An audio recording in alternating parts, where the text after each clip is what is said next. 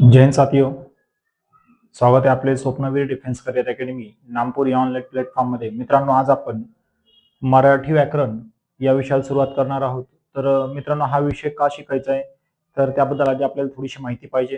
तर बघा मित्रांनो, तुम्ही महाराष्ट्र शासनाची कोणती एक्झाम द्या, मग ती क्लास 4 पासून असेल तर क्लास 1 पर्यंत प्रत्येक एक्झामला या विषयाचे 20 ते 25% क्वेश्चन विचारले जातात. एकूण सिलेबसच्या 20 ते 25% क्वेश्चन विचारले जातात. काही ठिकाणी म्हणजे क्लास 2 पर्यंतचा जर आपण विचार केला तर ते हे प्रश्न तुम्हाला ऑब्जेक्टिव्ह स्वरूपात मिळतात आणि क्लास 1 मध्ये काही भाग ऑब्जेक्टिव्हचा आहे तर काही भाग सब्जेक्टिव्हचा आहे. ठीक आहे.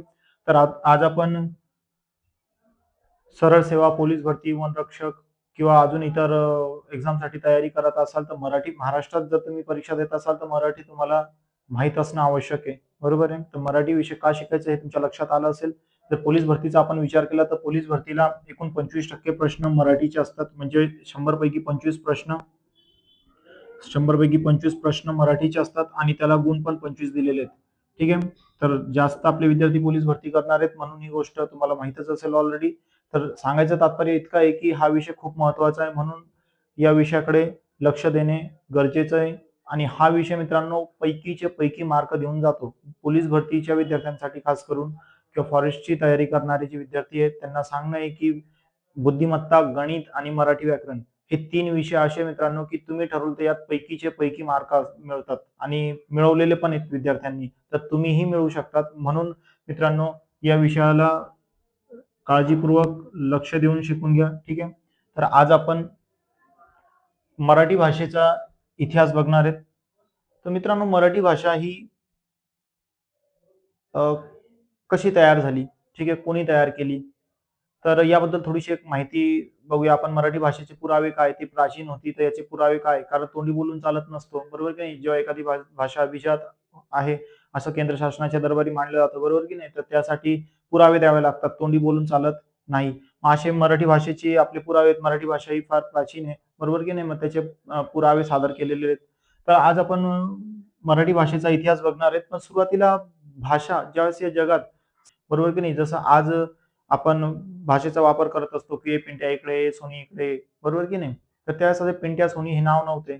बरोबर का? बरोबर आहे ना?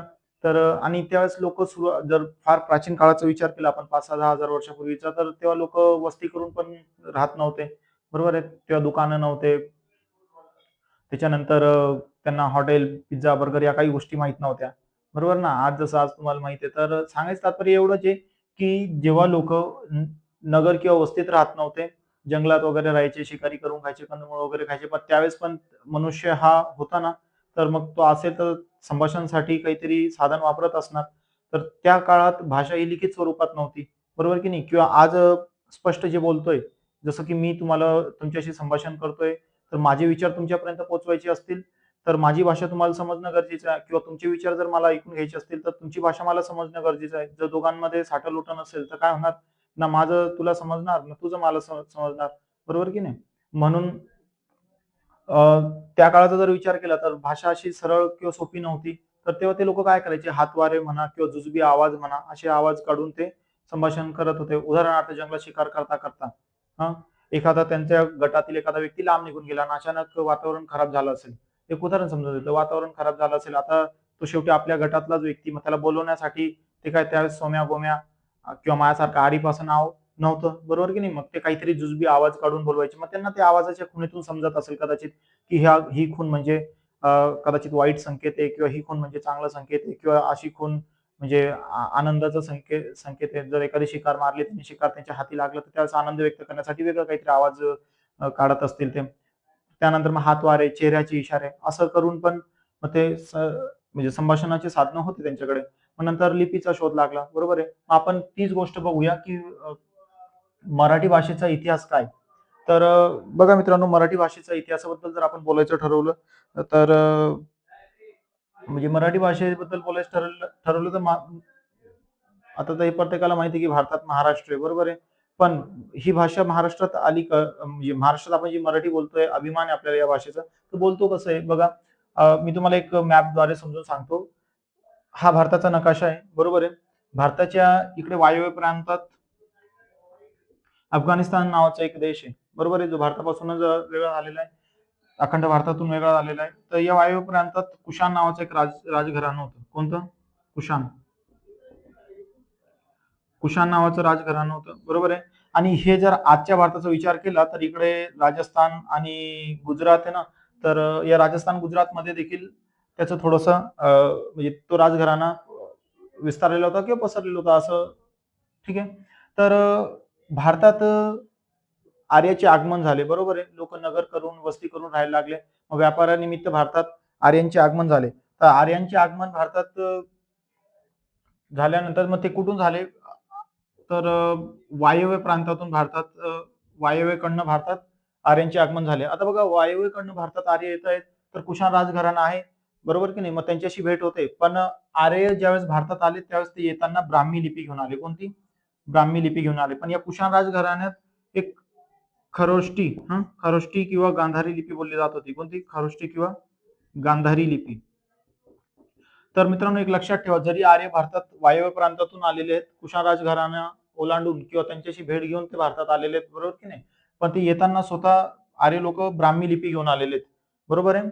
आणि त्यावेळेस वायव्य प्रांतात किंवा भारताच्या आजचा गुजरात राजस्थान प्रदेश जर पाहिला आपण, तर त्यावेळेस इकडे हा पसरलेला घराणा तो कुशाण घराणा. मग यावेळेस खरोष्टी किंवा गांधारी लिपी बोलली जात होती.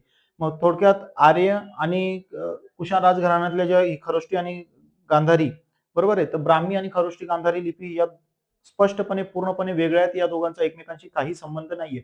आता आर्यांचे जर आपण आगमनाचा विचार केला तर यावर अनेक विचारवंताचे वेगवेगळे मत आहे, की आर्य कोणी म्हणतंय की आर्य पश्चिमेकडनं आले, कोणी म्हणतंय आर्य मध्य प्रदेशमधनं आले, कोणी म्हणतंय आर्य मध्य एशियामधनं आले, बरोबर की नाही? तर यावर अनेक विचारवंताचे वेगवेगळे मत आहेत.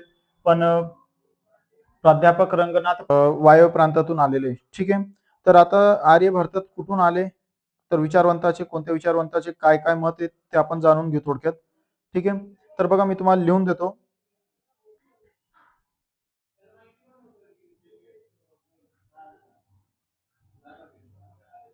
ते लिहून घ्या आधी तुम्ही, आर्य कुठून कोणत्या विचारवंताचे काय मत आहेत. तर बघा आर्य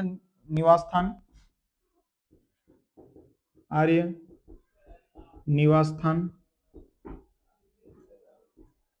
आणि इकडे लिहून घ्या विचारवंत, ठीक आहे. विचारवंत. तर बघा पहिलं लिहा की युरोप, ठीक आहे. तर मध्य युरोप मधनं आलेले असं कोणाचं म्हणणं होतं? तर सर विल्यम जोन्सचं. कोणाचं?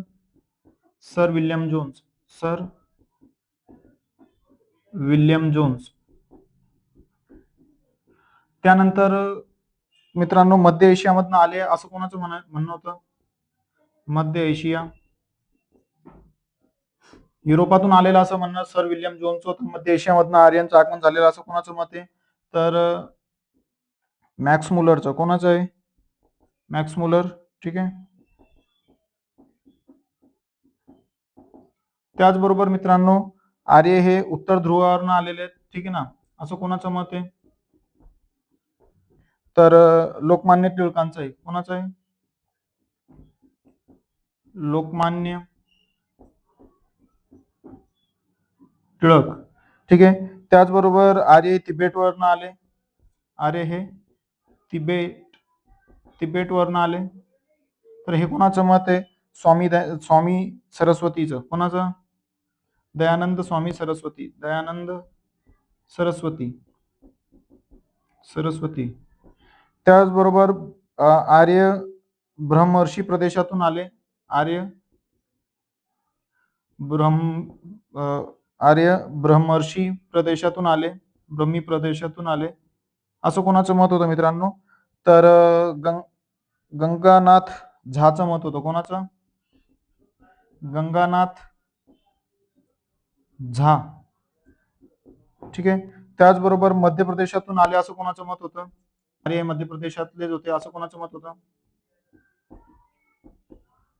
तर असं मत होतं राजगली पांडे. राजगली पांडे. त्याचबरोबर आर्य हे काश्मीरी होते असं कोणाचं मत होतं? ठीक आहे ना, आर्य हे काश्मीरी होते. असं कोणाचं मत होतं? तर एल डी काला. कोणाचं? LD काला. म्हणजे असे वेगवेगळ्या विचारवंतांचे निवासस्थानावरनं एक मतांतर आहेत. ठीक आहे. तर आर्य हे नेमकं कुठले होते किंवा कुठून भारतात आलेले? तर बघा, लक्षात ठेवा की आर्य हे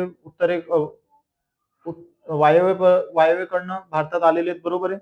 भारतात येताना आर्य ब्राह्मी लिपी घेऊन आले. ब्राह्मी लिपी मग उत्तरेकडे दोन घराणे होते. एक कुटिल घराणा होता आणि एक गुप्त घराणा होता. बरोबर आहे. मग या गुप्त घराण्यात परत दोन पार्ट झाले. एक नागरी म्हणून आणि दुसरं शारदा म्हणून. तर नागरीमध्ये परत दोन दोन डिवायडेशन होऊन गेले, दोन पार्ट होऊन गेले. म्हणजे दोन भागात नागरी लिपी, म्हणजे जी आज आपण देवनागरी म्हणत असतो, तीच लिपी दोन भागात विभागली गेली. एक पश्चिमेकडे, तर पश्चिमेकडे गुजराती आणि महाराष्ट्री या लिपी किंवा या भाषा आपल्याला नागरीमध्ये दिसायला लागल्या. आणि जर पूर्वेकडे आपण नागरीचा विचार केला तर बंगाली आणि उडिया आणि नेपाळी. ठीक आहे. तर पूर्वेकडे या तीन भाषा आपल्याला बघायला मिळत होत्या. त्यानंतर याच कुटील किंवा गुप्त लिपीमधनं दुसरा जो पार्ट बाहेर निघाला तो होता शारदा. आणि शारदामध्ये आपल्याला दोन भाषा किंवा दोन भाषा पाहायला भेटत होत्या. एक टाकारी आणि दुसरी काश्मीरी. एक टाकारी आणि दुसरी काश्मीरी. आणि ब्राह्मी लिपीचा जो दक्षिणेकडील भाग होता, ठीक आहे ना, ज्याला द्रविडियन लिपी गट पण म्हणत असतो, तर त्यामध्ये मित्रांनो प्रमुख तमिळ, तेलुगू आणि कन्नड या तीन लिप्या होत्या. नंतर मल्याळम तयार झाली. लक्षात येत आहे कोणकोणत्या होत्या? तेलुगू तमिळ, तेलुगू आणि कानडी. ठीक आहे. नंतर मग मल्याळम आली, तयार झाली. ठीक आहे. तर याला लक्षात ठेवण्यासाठी TTKM असं लक्षात ठेवलं तरी तुमच्या लक्षात राहणार आहे. इथपर्यंत मराठी भाषेचा इतिहास कसा आहे, ब्राह्मी लिपी कशी कुठून आली हे तुमच्या लक्षात आलं असेल. तर मित्रांनो आता बघा की ही जी ब्राह्मी लिपी आहे, बरोबर आहे, तर ही ब्राह्मी लिपी भारतातील सर्व लिपींची जननी मानली जाते. ब्राह्मी लिपी ही भारतातील सर्व लिपींची जननी मानली जाते. आता ही जे द्रविडियन भाषा गट आहे, बरोबर आहे, यांना मूळचे किंवा द्रविडियन गट आहे त्याला मूळचे भारतीय पण म्हणतात. तर ब्राह्मी लिपी एकूण भारतात 74% लोक बोलतात. किती? 74%. आणि जर दक्षिणेकडील द्रविडियन लिपी गटाचा विचार केला तर हे 24% लोक बोलतात. 74 आणि 24 जर आपण टोटल केली तर 98 होतात. किती? 98. मग 2% लोक आहेत ना, ही अजून या दोन्ही भाषेपासून वेगळी एक कोणती तरी लिपी तयार केलेली आणि त्या लिपीचा वापर करत असतात. तर असे 2% लोक ही लिपी बोलत असतात. बरोबर आहे. आता इथपर्यंत लक्षात आलं असेल तुम्हाला की भारतात मराठी भाषेचा इतिहास काय. पण आता ही लिपी याचं डिवायडेशन तर झालेलं आहे, पण मग त्याचे काही पुरावे पण पाहिजे. बरोबर की नाही? मग ते पुरावे कोणकोणते ते बघूया आपण. ठीक.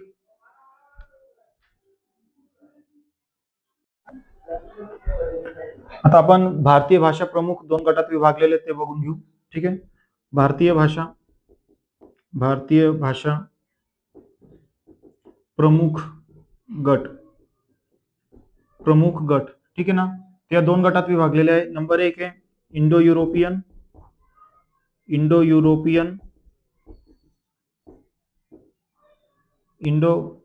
युरोपियन किंवा आर्यन भाषा.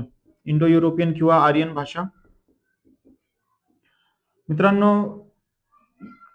जी मराठी आहे ती संस्कृत आणि प्राकृत पासून तयार झालेली आहे. ती पण याच भाषा गटात मोडते. आणि याचबरोबर जे संस्कृत आणि प्राकृत, ठीक आहे ना, संस्कृत आणि प्राकृत. आता हे काय असतं पुढे मी तुम्हाला सांगतो. प्राकृत. ठीक आहे. यातून कोणती भाषा तयार झालेली आहे? संस्कृत आणि प्राकृत मधून मराठी भाषा तयार झालेली आहे. बरोबर आहे. तर ही पण या गटातच मोडत असते. आणि जर आपण हिंदी, गुजराती त्याचबरोबर मराठी या भाषा जर बघितल्या तर या इंडो युरोपियन किंवा आर्यन भाषा गटातील प्रमुख भाषा आहेत. बरोबर आहे. आणि दुसरी भाषा मित्रांनो इंडो युरोपियन भाषा गट आणि दुसरी द्रविडियन भाषा गट. कोणती? द्रविडियन भाषा गट. मग सुरुवातीला तुम्हाला सांगितलं मी की TTKM लक्षात ठेवा. तमिळ, तेलुगू, कानडी आणि मल्याळम. तर TT आणि KM तमिळ, तेलुगू कोणकोणती? तमिळ, तेलुगू आणि कानडी. नंतर मग याच्यानंतर कोणती याच्यानंतर आली मल्याळम. ठीक आहे, कोणती मल्याळम. तर हे लिहून घ्या आधी. भारतीय प्रमुख भाषा गट 2 आहेत. ठीक आहे, आता जसे भारतीय भाषांचा प्रमुख गट आहे मित्रांनो, त्याच पद्धतीने भारतीय लिपींचाही गट आहे. ठीक आहे, तर लिपी कोणकोणत्या आहेत तर ते बघूया आपण. ठीक आहे, एक आहे खरोष्टी किंवा गांधारी लिपी. पहिली कोणती आहे खरोष्टी किंवा गांधारी लिपी. ठीक आहे, भारतीय प्रमुख लिपी. भारतीय प्रमुख लिपी पहिली कोणती आहे खरोष्टी किंवा गांधारी लिपी. खरोष्टी किंवा गांधारी लिपी. आणि दुसरी आहे ब्राह्मी लिपी. ठीक आहे, ब्राह्मी लिपी. आता खरोष्टी किंवा गांधारी लिपी म्हणजेच कोणती तर मी तुम्हाला आधीच बोललो की वायव्य प्रांतात जो कुशाण नावाचा राजघराणा होता त्या घराण्यामध्ये ही लिपी बोलली जात होती. बरोबर आहे, खरोष्टी किंवा गांधारी लिपी. तर याचं खरोष्टी किंवा गांधारी खर नाव कसं पडलं तर खर म्हणजे काय असतो खर म्हणजे काय असतो गाढव. बरोबर आहे, गाढव. तर गाढवाच्या ओठाच्या आकाराची जी लिपी होती खरोष्टी लिपी गाढवाच्या ओठाच्या आकाराची लिपी. ओठाच्या आकाराची लिपी म्हणजेच कोणती होती खरोष्टी लिपी. आणि ब्राह्मी लिपी म्हणजेच कोणती ब्रह्मदेवाने तयार केलेली लिपी त्याला ब्राह्मी लिपी म्हणतात. बरोबर आहे, मग असा एक समज आहे, लक्षात येत आहे. आता यानंतर मग ब्राह्मी लिपीतून देवनागरी लिपी तयार झाली. कोणती देवनागरी. ब्राह्मी लिपी सर्व भारतीय लिपीची जननी किंवा माता म्हणून ओळखली जाते. बरोबर आहे, आणि एक लक्षात ठेवा खरोष्टी आणि ब्राह्मी लिपी या दोघांचा एकमेकांशी काही संबंध नाही, त्या पूर्णपणे वेगळ्या आहेत. मी आधी पण बोललो तुम्हाला. ठीक आहे, देवनागरी लिपी.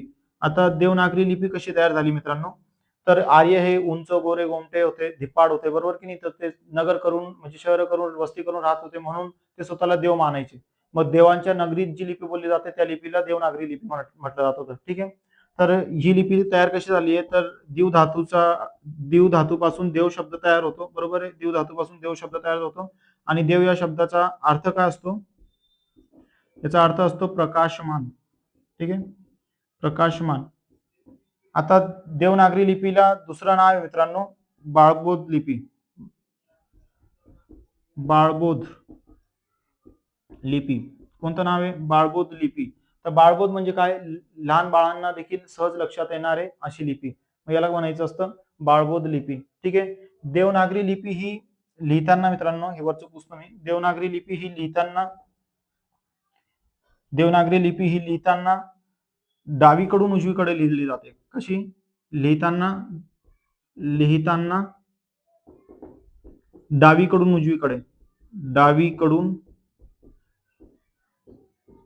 उजवीकडे लिहिली जाते.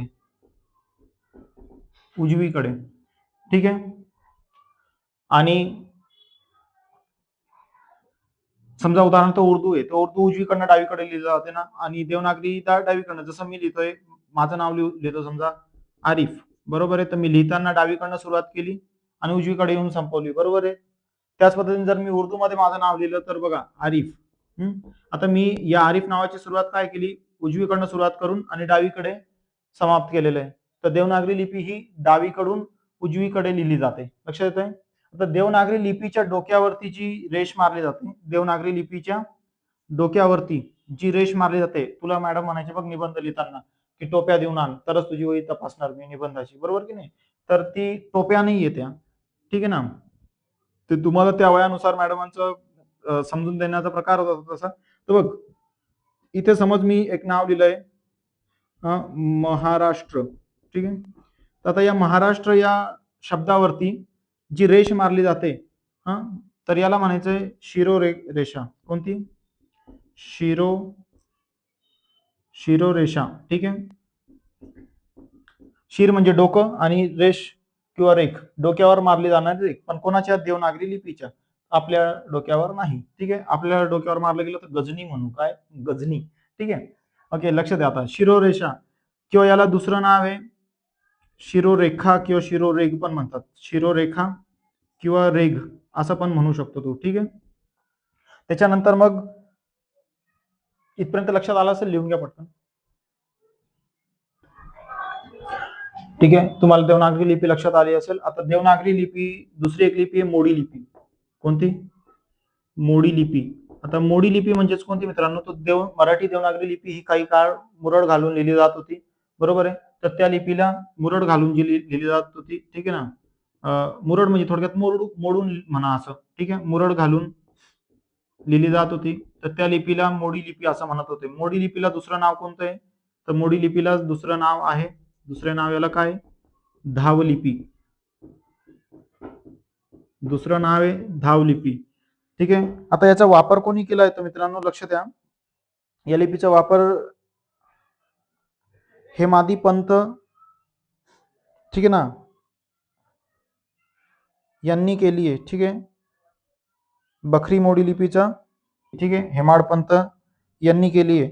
आणि इंग्रजांच्या काळात या लिपीचा वापर कमी झाला. कुठे? इंग्रज काळात या लिपीचा